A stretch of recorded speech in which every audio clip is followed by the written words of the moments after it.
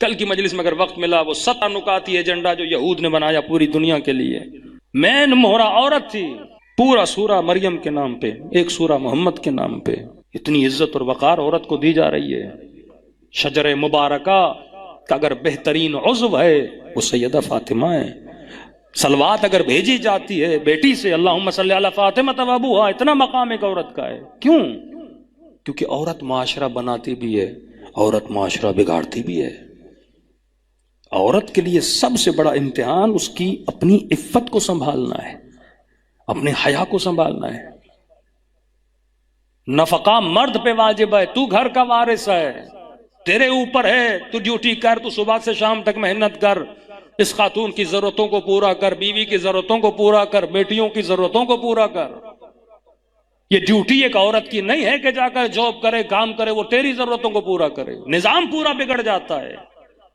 اسلامی نظام، اسلامی سویلائزیشن، اسلامی معاشرہ، اس معاشرے میں ذمہ داری ایک عورت کی یہ ہے کہ وہ بچوں کی تربیت کرے۔ وہ اپنا پورا فوکس اگر کمانے پر لگائے گی، بچوں کو تربیت کیا کرے گی؟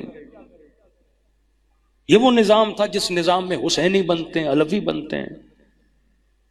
دشمن نے لالچ دے کر عورت کو گھر سے باہر نکالا، جاب کے نام سے، نوکری کے نام سے۔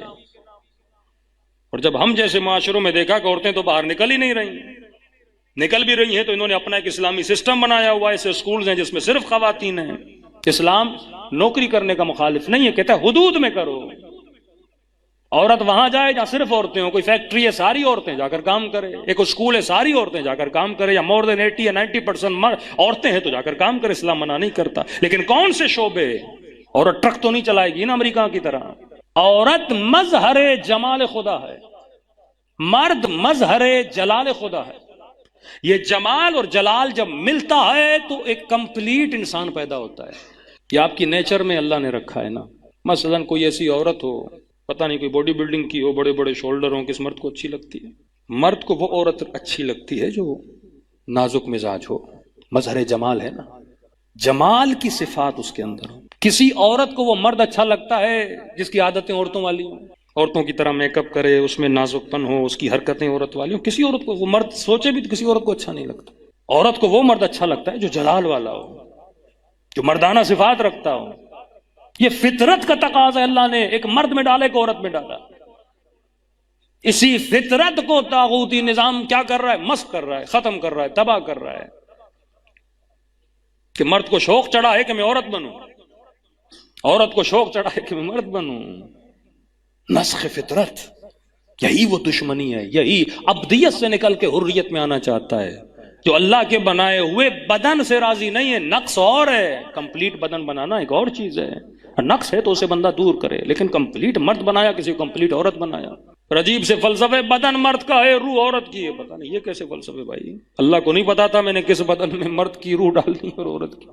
روح تو نہ مرد ہوتی ہے نہ عورت ہوتی ہے، روح تو روح ہوتی ہے، وہ مجرد ہے، اس کے اوپر اطلاق مرد اور عورت نہیں ہے۔ یہ بدن ہے جو مرد اور عورت میں بدلا، اور اس کے مختلف جذبات اللہ نے رکھے ہیں، مسبب الاسباب ہے۔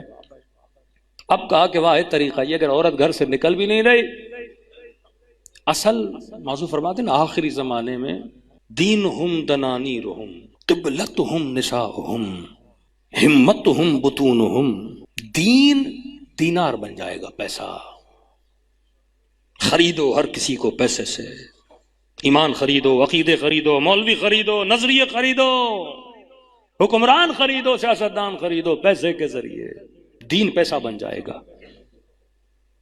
قبلہ کون بنے گا؟ نساؤہم، عورتوں کو قبلہ بنایا جائے گا۔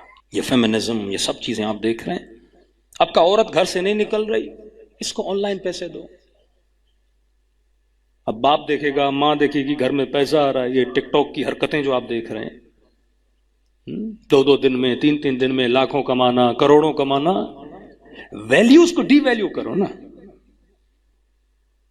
آج ایک معاشرے میں پڑھے لکھے جوان کی ویلیو زیادہ ہے، یہاں جو اوٹ پٹانگ حرکتیں کر کے پیسے کماتا ہے، جو پرینک کر کے لوگوں کو پکاتا ہے، اس کی ویلیو زیادہ ہے، یہاں جو لوگوں کی تہذیب کرتا ہے اس کی ویلیو زیادہ ہے۔ کیا معیار بنایا آج؟ یہ ویلیوز کو ڈی ویلیو کر دیا نا۔ سمجھو نا، علی کا معاشرہ اور آج کا معاشرہ نا، اس زمانے میں ویلیوز کیا تھیں؟ نبی کتنا بھی کہ انا مدینۃ العلم والی، علم جب ویلیو نہ رہا تو کون علی کے پیچھے جائے؟ پر سلمان کے لیے علم کی ویلیو ہے نا، ابو ذر کے لیے علم کی ویلیو ہے نا، علی کے پیچھے لگا ہوا ہے۔ آج یہ وہ کام ہے جو دشمن کر رہا ہے کہ آپ کے معاشرے سے ویلیوز کو ختم کر رہا ہے۔ بھائی پیسہ اچھی چیز ہے لیکن ہر قیمت میں۔ اسلام نہیں کہتا پیسہ نہ کماؤ، لیکن کیا قیمت پیسے کی یہ ہے کہ تو حسین کا سر قلم کرے؟ کرسی کی یہ قیمت کہ تو علی اصغر کو تیر مارے؟ پیسے کی یہ قیمت کہ تو عجب و حیا کا سودا کرے چند پیسوں کے لیے؟ مال دنیا کے لیے تو اپنے حیا کو بیچے۔ اور افسوس سے کہنا پڑتا ہے تبھی عورتیں برا نہ مانیں، کیونکہ اللہ نے آپ کا وجود ایسا بنایا ہے، جذباتی وجود ہے۔ اسلام میں مرد جج بن سکتا ہے، عورت نہیں بن سکتی۔ یہ نہیں کہ اللہ عورت سے دشمنی رکھتا ہے، بچہ بھی نہیں بن سکتا۔ کیوں نہیں بن سکتی؟ کیونکہ عورت مظہر جمال ہے نا۔ مولا کیا فرماتے ہیں کہ خدا جب میں تیرے جمال کو دیکھتا ہوں تو مجھے لگتا ہی نہیں تو کسی کو جہنم میں بھیجے گا۔ عورت مظہر جمال ہے۔ قاضی بن گئی، جج بن گئی، اور چور نے آگے رو لیا میرے بچے یتیم ہیں، میں غریب، تو چھوڑ دو اسے۔ دل کی کمزور ہے، دل کی نرم ہے۔ بڑی سی بڑی بندہ ماں کے ساتھ گستاخی کرے نا، آخر میں پاؤں میں گر جاؤ ماں معاف کر دیتی ہے، باپ نہیں کرتا، بڑا سنگ دل ہوتا ہے۔ پھر اسی ماں کو وسیلہ بنایا جاتا ہے، بھئی آپ جا کے ابا سے بات کریں، غلطی آخری تھی۔ وہ کہتا نہیں چند دن اور چھوڑو اسے، سبق ملے اسے۔ لیکن ماں نرم ہوتی ہے۔ ہٹلر مرد تھا، جتنے بڑے بڑے ظالم آپ کائنات مرد تھے، عورتیں تھیں۔ یزید بھی مرد تھا، ہٹلر بھی مرد تھا۔ آپ کوئی کہ نہیں مولانا مردوں کی بے عزتی کرنے، نہیں بھائی، علی بھی مرد تھے۔ اچھے مرد بھی ہیں، برے بھی ہیں، لیکن اکثر جو ظالمین گزرے ہیں وہ مردوں میں زیادہ ہیں، عورتوں میں کم ہیں۔ عورت نرم دل ہوتی ہے، مرد مظہر جلال ہے۔ اس جلال کو کن حدود میں میں نے کنٹرول کرنا ہے، پھر وہ امام بتاتا ہے کہ تو نے غیظ و غضب کہاں استعمال کرنا ہے، غصہ کہاں استعمال کرنا ہے، اسے کنٹرول کیسے کرنا ہے، تو انسان ہے، تو حیوان نہیں ہے۔ پھر وہ ایک تزکیہ نفس ہے، قد افلح من زکاہا وقد خاب من دساہا، کامیاب وہ ہے جس نے اپنا کیا کیا، تزکیہ کیا۔ لیکن مظہر صفت جلال خدا مرد ہے، عورت جمال ہے۔ اگر یہ جمال کو چھوڑے گی یہ گھر کو تباہ کر دے گی۔ اس کے وجود کا ظاہری بھی نازک پن اس کا حسن ہے، باطن بھی اس کا نازک ہو یہ اس کا حسن ہے۔ یہ جتنا خود کو بولڈ بناتی جائے گی، سخت بناتی جائے گی، نہ کسی مرد کو اچھی لگے گی نہ خدا کو اچھی لگے گی۔ مطلب میں اپنی خلقت پہ راضی نہیں ہوں نا۔